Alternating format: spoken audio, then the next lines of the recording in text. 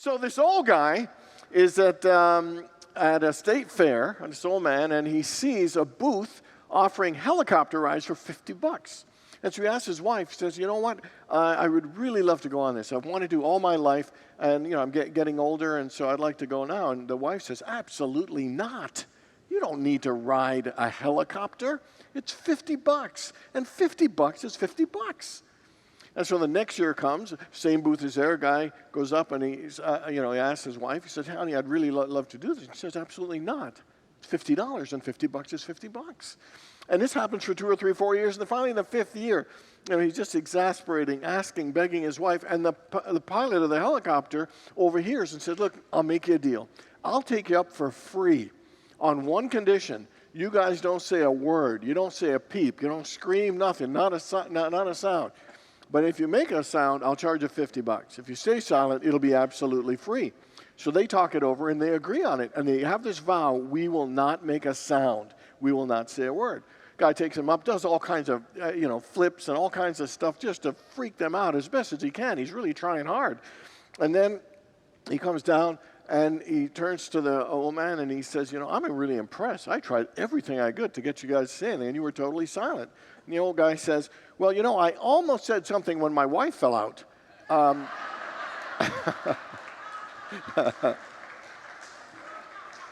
$50 is $50. And so, all right.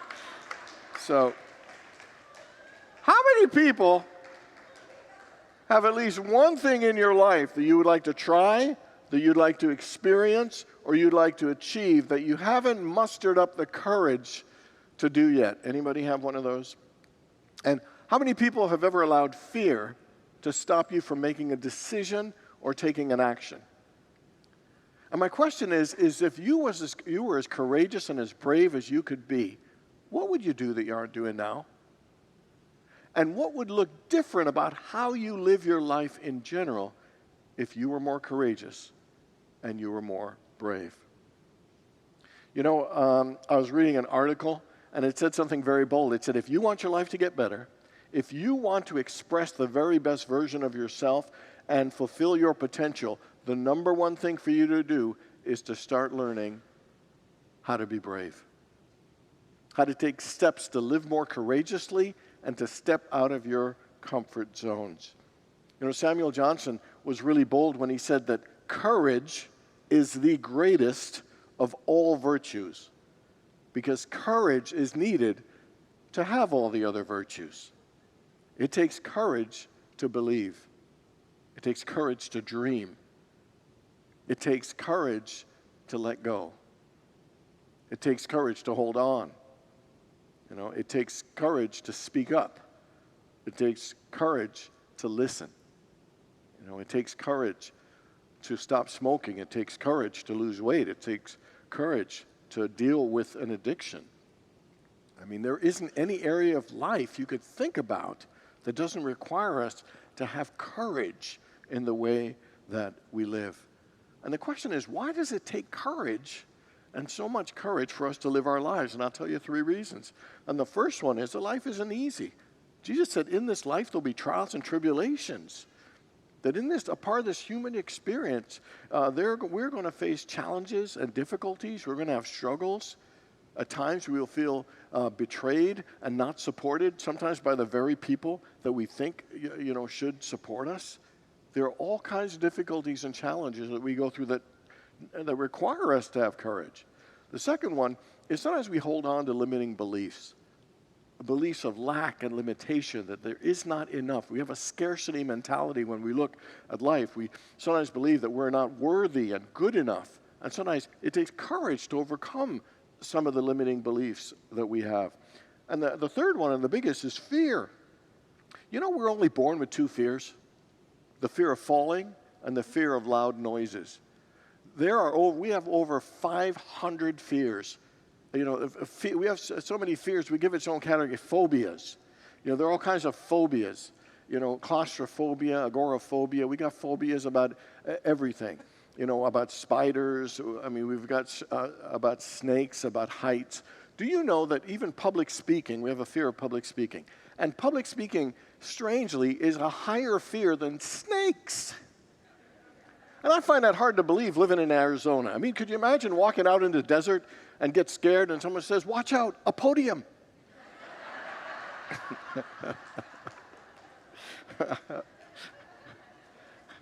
Winston Churchill once said, success is not final and failure is not fatal. It is the courage to continue that counts. It is the courage to continue. It takes courage to start, but it takes courage to continue. Because nobody's life, the road of life, is not smooth and easy for anyone. You know, there are bumps, there are obstacles, there are detours, there are wrong turns. And if we want to succeed as we travel down the road of life, it requires us, you know, to rise above, to learn, to overcome. And the underlying attribute to all of that is courage, the willingness to be brave. And so today we're going to look at 4 areas for all of us to be courageous and live brave. And the first one is to trust in the Spirit of God that is in you. We're going to go to the book of Joshua, chapter 1, verses 5 to 9. And this is where God is kind of handing over the reins to Joshua from Moses, who was the leader. And this is the kind of pep talk God's giving. He says, no one will be able to stand against you all the days of your life. As I was with Moses, so I will be with you. I will never leave you or never forsake you. Be strong and courageous, because you will lead these people to inherit the land I swore to their ancestors to give them. Be strong and very courageous. Be careful to obey all the laws my servant Moses gave you. Do not turn from the left or the right, that you may be successful wherever you go. Keep this book and the laws, meditate on it by day and by night, so that you may be careful in everything you do that it is written. And then you will be prosperous and successful. Have I not commanded you? Be strong and courageous. Do not be afraid. Do not be discouraged, for the Lord your God will be with you wherever you go. 2 things about this. A constant reassurance that I will be there for you. I will never forsake you. Wherever you go, I will be there for you. And what he's saying is that Spirit of God is in you and around you, and always there and supporting you. And to trust in that Spirit of God in you, and trust yourself that you have the power to be courageous and the power to be brave. And then the second thing, notice how it says, be strong and courageous 3 times in that passage. That even though God is with us, it still requires us to be strong and courageous. Because he knew in that story that to lead the people into the promised land would take courage. To have them cross the Jordan would take courage. To have the battles in Jericho would take courage. That all the planning, all the thought, that it was a long journey with victories and defeats and struggles. And that whole experience would take courage. When you think about this, this isn't just God speaking to Joshua. This is God speaking to all of us. To say that in your journey towards your promised land, that it will take courage. Crossing over the Jordan and the rough waters and the inner conflicts and battles that we have to face in our experience of life, that it requires courage. And that we absolutely have it in us. And God is saying, I am there and I am within you, but it requires you to walk it. It requires you to dig deep and have that faith and trust in yourself that that courage is within you. You know, in the story with Winnie the Pooh, Christopher Robin is chatting with Pooh, and he says, please always remember this, that you are braver than you believe, that you are stronger than you seem, and you are smarter than you think. And the fact is, every one of us is more courageous and stronger and braver than we realize. The question is, are you willing to trust that Spirit of God in you, trust that quality in you, and to be brave and courageous as we move along the road to our promised land? The second thing for me in being courageous and living brave is that we need to let our curiosity be bigger than our fear. Leonardo da Vinci was considered the greatest genius of all time. He was a painter, and he was a sculptor, a draftsman, an engineer, an architect, a scientist. He studied anatomy, astronomy, and botany. He has hundreds and hundreds of books with all kinds of thoughts. He came up with so many prototypes for inventions that were not even close to being fully invented for hundreds of years later. He was incredible. The number one quality that said that this guy was a genius was he had a curious mind. He had a curious mind that wondered, a curious mind that explored, a curious mind that believed that there were multiple possibilities available if we would sit and listen and open our minds to them. And the reason I say a part of being courageous is allowing your curiosity to be bigger than your fear is because when our minds are filled with fear, our focus gets narrow. We're not able to see possibilities. We only see dread. We only see negativity. We always see the worst case scenario. And so to be courageous, we need to have a more curious mind, to open up to greater possibilities. You know the difference between the growth mindset and the fixed mindset? It's similar. It's saying that the power of your mind, Scripture says, as a man thinketh in his heart, so is he. When you think with a fearful mind, that is and a limited mind, that's the kind of stuff we attract. When we think with a curious, open mind of greater creativity and possibilities, those are the types of things that we attract in our lives. Science is saying that we all need to develop curious minds, minds that explore, minds that ask questions. Because curious minds, focus on fearful minds focus on lack and limitation, but curious minds open ourselves to greater possibilities. So here's some ways we can all develop a more curious mind. One of them is just to think and write and reflect on whatever it is that comes to you. It sounds silly, but there's genius in us, but we need to find ways and avenues to get it out and to explore it and allow the power of the mind that God has given us to bless us. The second one is to ask questions, to ask ourselves about our lives. Is this the best way I could be living? What else is possible for me? What is a greater way that we can create peace and harmony in our relationship or our family? How can I have more fun and joy in my life? Just asking our questions. How could I be more effective in my work? How could I feel more fulfilled? What is a greater solution to this problem? Because asking questions begins to trigger our minds of curiosity, which is a mind of unlimited possibility of goodness. And then the third one is to try and learn something new every day. Just learn something new or discover something new every day. And it could be as even simple as changing your routine. Like tomorrow morning when you drive to work, drive a different way than you normally work. And if you grocery shop at Fry's, try grocery shopping at Albertsons.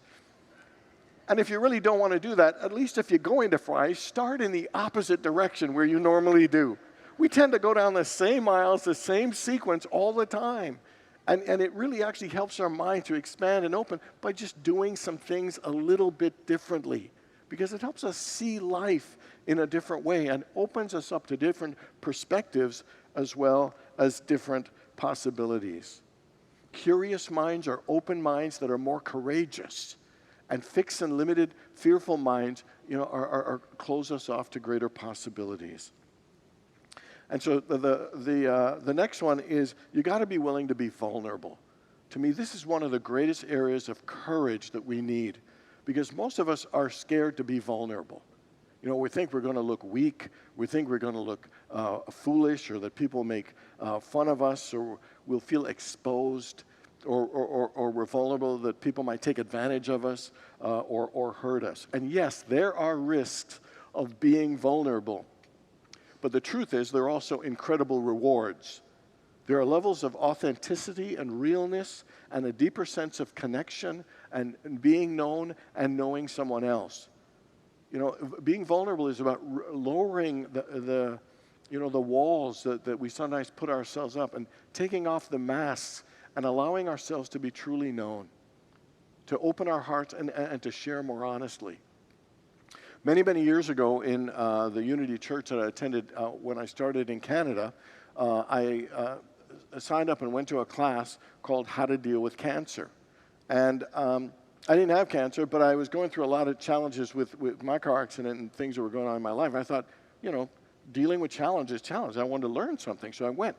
Place was all set up, lectern there, and I was the only one there. And waited, and I was the only one there. And then the guy, the instructor came in, and it was only me and him, and he's looking out the window, waiting for more people to come. 7 o'clock came, nobody else showed up. It was snowing a bit, but it really wasn't that big of a deal. So I sit there, he's at the lectern. And he's trying to do the whole spiel, good evening, and blah, blah, blah. It's like it's only me. And then he stops after a minute. He says, you know what? I got to be honest with you, man, and I'm just really disappointed. I thought I was going to fill this room. I thought there was something important I had to say that the people would want to hear, and my ego feels devastated right now. And he said, I've really been through a lot, and I thought I would have a lot to share, and so I just want to apologize that I'm just, feeling a little bit down. And so he said, why don't we just sit down and have a chat? We don't have to have the formal class. So he started talking and sharing. He said, I feel so let down now that it reminds me of when I used to try and get my dad's approval, and when he wouldn't show up, how disappointed and let down I felt. And he said, I used that energy, was so much anger in me that I was driven to succeed. And he was hugely successful. I mean, had a lot of money, great cars, all kinds of stuff. And he said, even though I had this outer great life, he said, there was always something empty in me. And when I got cancer, I was just so devastated. It threw my world upside down. But then someone introduced me to Unity, and eventually I realized that cancer came into my life to help me heal, to help me look at my life. He ended up quitting his work and just working on himself. And then I shared my devastation and where I was in my life and feeling lost and hopeless. And I'll tell you, in those 2 hours that we shared together, I probably knew him better than I knew some people I'd known for 20 years. It was incredible when you let down the walls and allow yourself to be vulnerable, allow yourself to be known, how incredibly closer and connected we can feel, how accepted, how validated that we could feel. There were no masks on, nobody was impressing everybody, and it was just incredible. And that thing, and Mike lived for one more year, we became really good friends, and we were connected. And it was really amazing to see him and how he grew. And even though he died from cancer, the fact is his last year of life, I think, was probably some of the healthiest and the most authentic and joyful and fulfilling of his life. And one thing that made me realize that the thing we're all looking for is love. We all want to be validated. We all want to be acknowledged and appreciated. Every one of us wants that. And the truth is, if we are not willing to be vulnerable, we're never going to get to the depth and the level of the experience of love that we are all looking for. Leo Buscaglia would say, if you miss love, you miss life. So don't miss it. And one of the ways that we can miss love is if we aren't willing to be more vulnerable and authentic, particularly with the most important people in our lives, to be willing to be honest about sharing where we are, and whether it's our fear, or it's our insecurity, or our shame, or our deepest dream and desire, to authentically share who we are is one of the most courageous things that we can do. And I believe of all levels of courage, the greatest level of courage, because we are here. Life is about relationship. It is about love, and it is about making that connection. And one of the things we need to do is practice being vulnerable, because it's not easy. It is not comfortable. And one of the ways to practice being vulnerable, the first one is being vulnerable and honest with ourselves, of journaling and actually saying the raw, honest truth about what's going on with ourselves for nobody else's eyes but ourselves. And then, being honest, sometimes I know people who don't even tell their therapist the truth. I mean, and being in support groups and working our way. It is not something just overnight that you flick the switch. It is practice, and work we need to do. And you just don't go vomit your story on everybody. It's about being, aware of what's going on in me and who are the people that I want to share and be more vulnerable with, so I could feel closer, so that I could be known in a greater and more fulfilling way. Carl Fried von Durkheim said, the only person that is willing to risk themselves and expose themselves to life, that is the only individual who can have that indestructible spirit within them rise. And it's only when we are fully authentic can we know who we truly are. And it's only when we're fully authentic that we can truly experience the deepest level of love that we can experience. I ask you, what is something that you want to say or share with someone that is key and important in your life, that you would be willing to be vulnerable and share it with them? I remember I was trying this practice once with somebody, and I was so nervous my opening line was, I am so scared to say this, but I just need to share this. And even if it comes out clumsy or awkward, it will get better in time, but just opening our heart to be honest and true is really one of the greatest things that we can do. We want a better life. I would say one of the key things is have the courage to be willing to be vulnerable, because only until we are vulnerable can we experience deeper levels of love, closeness in our relationships, and greater fulfillment in our lives. And the last one for courage is to be willing to step out of our comfort zones. You remember when Peter was in the boat on the storm and Jesus called him out to step out of the boat and come onto the water? And he did, and for a second he stood on the water, and then he got freaked out and sank and got back into the boat. The thing I love about that is that Peter was willing. He was willing, even with his fear, to have faith in Jesus and to call and to step out of the boat of his comfort. He could have easily stayed in the boat, but he was willing to step out. And later, Jesus said, "You are the rock upon which I will build my church." You are the one that was willing to step out and stretch your faith and stretch your belief and stretch yourself. Sometimes we think if we step out and we fail, that's the worst thing in the world, but it's not. Just the act of trying and attempting and putting things into motion and giving our effort will begin to reward us in greater ways. Every one of us has our comfort zones because it feels safe. It feels familiar. It feels easy. But ultimately, there is not growth. There is stagnation, and there's a lack of fulfillment. We are here to grow. We are here to expand. We are here to fully express the glory of God that is within us, and it requires us to get out of our comfort zones and stretch ourselves and do things that are new, do things that are risky, do things that are a little beyond our grasp. Einstein said nothing happens till something moves. And what he is saying, that life is energy. And if you want to attract greater things, you got to get some energy moving by taking some action. And the greatest action we can take is by taking some risks and being willing to step out. Most of us want life to get better without us having to do anything. And it doesn't work that way. I've tried. It does not work that way. Again, even failing or stumbling or falling, sometimes it's even better than success. You know why? It causes you to go a little deeper, think a little more, study a bit harder, give greater effort. In fact, I bet you any hero you could think about that you admire, I bet you they overcame something. I bet you they had to rise from some difficult period to live at a higher and fuller level. Oprah Winfrey got fired in one of her first jobs as an anchor woman, but she had the courage to continue. Michael Jordan got cut from his basketball team. He had the courage to continue. Jerry Seinfeld got booed off the stage on his first performance. He had the courage to continue. Steven Spielberg got rejected 3 times from film school, but he had the courage to continue. Vincent van Gogh said, "What would life be like if you had no courage to attempt anything?" And how about what would life be like if you had the courage to attempt everything or anything? Les Brown does this thing, and it's a really powerful thing, but he says, imagine yourself on your deathbed, and you're surrounded by the ideas and the dreams and the talents and the abilities and the gifts that you were given by life, and that they are there angry, saying, why didn't you give us life? Why didn't you try? Why didn't you go after that dream? Why didn't you share that gift more?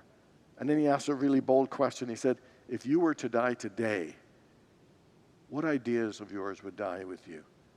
What dreams would die with you? What talents would die with you? What gifts would die with you? And a greater question is, so what are you willing to try today? What are you willing to do or say that you want to today? What are you willing to change today?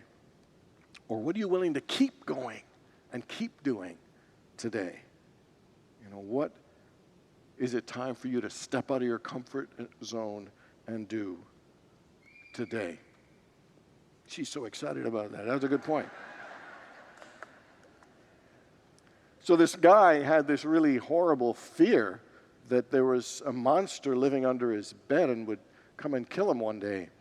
And so he was suffering it for years, and he decided to go see a therapist. He goes see his therapist, and she offers all kinds of things, visualization, meditation, affirmation. After 4 months, the guy's still afraid that there's something living under his bed, and that and it'll attack him and kill him.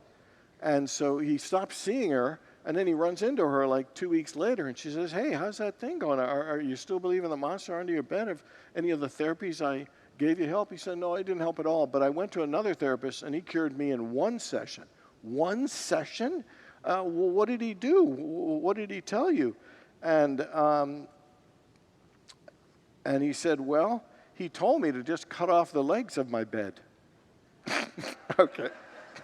I'm sorry. That took a lot of courage to tell that bad joke when... And the talk was going pretty good up until then. So, mercy applause. I'll take that. That's fine. Winston Churchill said, courage is going from failure to failure without losing enthusiasm. And the truth is, that's how life is. Life isn't always easy. Things don't always work out. And it's the courage to continue, the courage to keep going that is so vital important. I believe that line in that article that said, if you want your life to get better, if you want to express your best self, and you want to fulfill your potential, learn to be brave. And the 4 ways for us to do that is to trust in the Spirit of God in us and to know that that courage is within. Is to let your curiosity be bigger than your fears and develop a curious mind, and be willing to be vulnerable in your relationships. And then finally, to step out of the boat of your comfort. These are the 4 ways for us to live a better life, by being courageous and being brave. God bless.